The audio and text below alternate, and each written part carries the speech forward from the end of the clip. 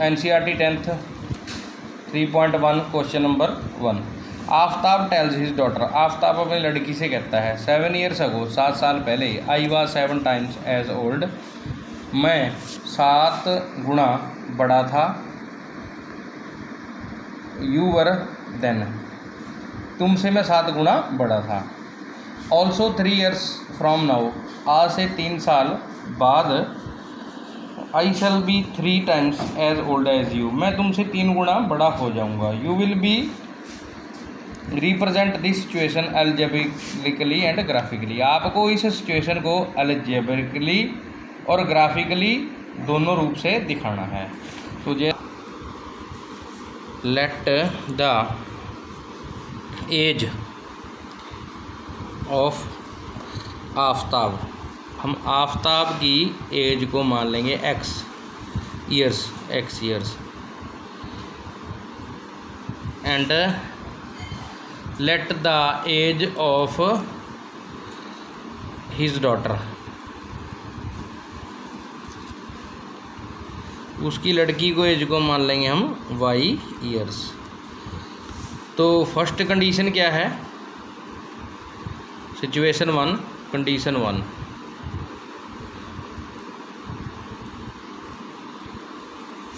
Condition 1 क्या है, आप एक बार क्वेश्चन की जो स्टेटमेंट है फिर पढ़ लेना कि 7 year, हम ये हो गया आफ्ताब और ये होगी उसकी लड़की। 7 year अगो का अर्थ है 7 साल इसमें से माइनस 7 साल इसमें से माइनस, कि 7 साल पहले आफ्ताब की एज उसकी डॉटर की एज की 7 गुनी थी। तो हमेशा ही बच्चों क्या करना, जो छोटा पर्सन है, जैसे बाप और पुत्री में से लड़की में से लड़की छोटी है, तो हमें डॉटर की आयु को, लड़की की आयु को 7 से मल्टीप्लाई करना है। अब क्या आएगा, x नफ़ी 7 is equal to y 7y minus 49। अब x नफ़ी 7y इधर है क्या, और ये माइनस 49 प्लस 7, तो माइनस 42 हमारे पास आया। x नफ़ी 7y बराबर माइनस 42। और अब हमारे पास है क्या, अब हमारे पास क्या आया,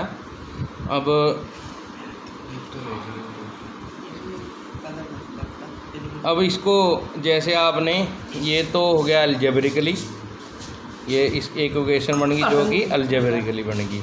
अब इसी का अगर आपने बनाना हो ग्राफिकली तो कैसे बनाएंगे, लेट मान लिया आपने x इज इक्वल टू 0, तो 0 माइनस 7y बराबर माइनस 42। अब माइनस 7y बराबर माइनस 42, माइनस से माइनस कैंसिल हो गया, y इज 42/7, 6 है गया। तो यहाँ पर हम एक टेबल बनाएंगे कि अगर x, ये x है, ये y है, x 0 है तो y कितना है 6। अब हम फिर से ऐसी वैल्यू पुट करने की कोशिश करेंगे कि जो ये जो कोशेंट है ये इससे कट जाए, पूरा पूरा डिवाइड हो जाए। जैसे मैं x की वैल्यू मानता हूँ 7,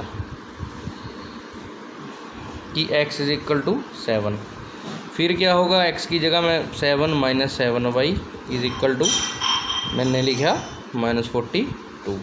फिर ये 7 उधर गया, माइनस का हुआ माइनस 42 माइनस 7, तो minus 7y is equal to minus 49, तो माइनस से माइनस कैंसिल हो गया, y इज इक्वल टू 49/7, 7 7 जा 49। अब मेरे पास यहाँ आया, ये अगर मैंने x की वैल्यू पुट की थी 7, तो y आया 7। अब मैं x की वैल्यू पुट करता हूँ, अब मैं x की वैल्यू पुट करता हूँ -7, तो इसी इक्वेशन में x minus 7y is equal to -49। कई बच्चे ये सोचते रहते हैं कि जब एक बार ये वैल्यू पुट कर दी, ये ख़त्म होगी, तो इक्वेशन है ये ख़त्म नहीं हुई, ये तो बार बार वैल्यू पुट करके हम कोई भी कर सकते हैं। कि जैसे मैंने -7 रखा x की जगह, फिर -7y और -49, और फिर ये -7y ये उधर जाएगा, ये बड़ा हो गया प्लस का। तो फिर y इज इक्वल टू क्या हो गया, ये हो गया -42, y इज इक्वल टू -7, इसके ये नीचे आ गया। तो 7 6 जा 42। तो जब तो अब ये x - 7y is equal to -42, ये ही इक्वेशन आई। 49 मैंने गलती से लिख दिया था, 42 ही आई। तो माइनस ये फिर वैल्यू पुट करी -7 -42 आ गया, -7y उधर चला गया, -42 + 7 y इज इक्वल टू 35/7। तो y इज इक्वल टू 5 आ गया। और हमने ये पुट कर दिया कि अगर हम y की वैल्यू -7 ले रहे थे x की, तो हमारे पास y की वैल्यू होगा 5। ठीक है जी। तो इस प्रकार से हम ग्राफ बनाएंगे। अब जो हमारे पास ग्राफ है, किस प्रकार ग्राफ पेपर भी दिया होता है।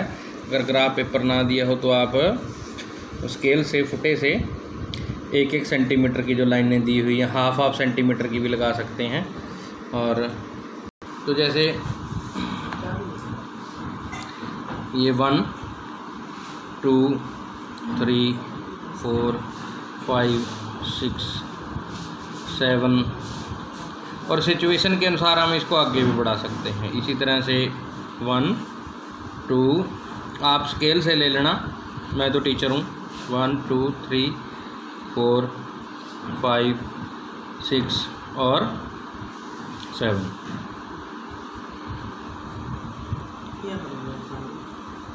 नेक्स्ट इधर भी -1 -2 3 -4 -5 -6 और -7। नीचे भी ऐसे एक सेंटीमीटर। तो इसी प्रकार से हमें क्या करना है, जैसे ये 1 है, ये देखना है ग्राफ, ये इधर से 0 से 6, x 0 है, यहाँ पे x 0 है और y 6 ऊपर, यहाँ पे y 6 है। तो फिर x है 7, ये यहाँ पे x 7 है और y भी है 7, ये यहाँ पे है y, इसकी बिल्कुल सीध में 7 से 7, ये है 0 से 6। और फिर x है -7 और y है 5, -7 से इसकी सीध में जाना है 5 की बिल्कुल, ये है 5। तो फिर आपने क्या करना है स्टूडेंट, ये स्केल से इन तीनों पॉइंट्स को हम मिलाएंगे। स्केल यूज़ कर लेना आप, ऐसे ये भी मिल जाएगा। आपने स्केल यूज़ करना है। और ये आपका ग्राफ 10th के सिलेबस में जो ग्राफ है वो सीधी लाइन है बिल्कुल, और इस लाइन का हम नाम लिख देंगे, इसका नाम है x - 7y is equal to -42। तो सेम एज हम इसका सेकंड पार्ट भी निकाल लेंगे जिसमें 3 इयर्स अगो की बात की हुई है।